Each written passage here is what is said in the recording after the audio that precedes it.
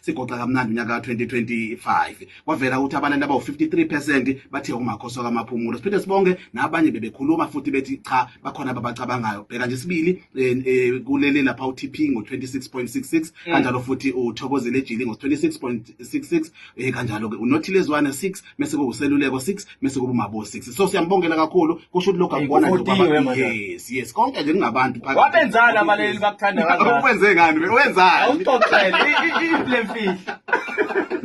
Hayi kwakukhona nje slogan enganisisho nje ngoba unganaki kodwa cishe isona thathe ngisebenzela ngangisho wekelo ngithi mawusebenza sebenza kube ngathi unikwa ithuba lokugcina emhlabeni kube ngathi usakaza nje okugcina wekelo.